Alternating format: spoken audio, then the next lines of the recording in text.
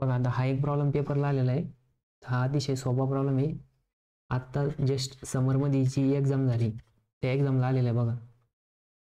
The log of 3 base दिलेला आहे x plus 5 equals to काय आहे 4 आहे. ठीक आहे.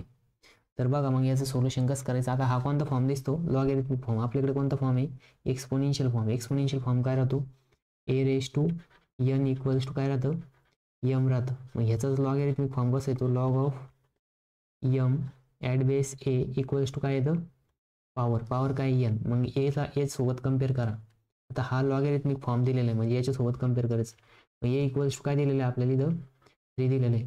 यमच्या जागेवरती काय दिलेलं आहे m equals to x plus 5 आहे आणि एन इक्वल्स टू काय दिलेलं आहे एन इक्वल्स टू 4 दिलेलं आहे. ठीक आहे. मग आता याचा एक्सपोनेन्शियल फॉर्म लिहा म्हणजे 3⁴ इक्वल्स टू काय आलं एक्स प्लस 5.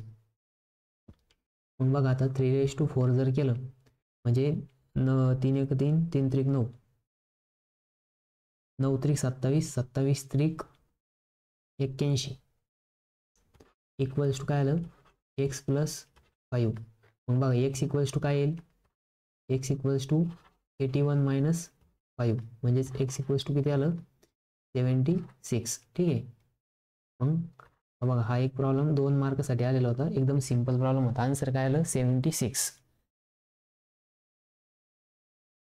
तर हा जर तुम्ही ते क्वेश्चन पेपरच्या याच्या प्लेलिस्टमध्ये गेले तर तिथं तुम्हाला हा प्रॉब्लेम भेटून जाईल. बघा 2 मिनिटं पण नाही लागली त्याला सॉल्व्ह करायला.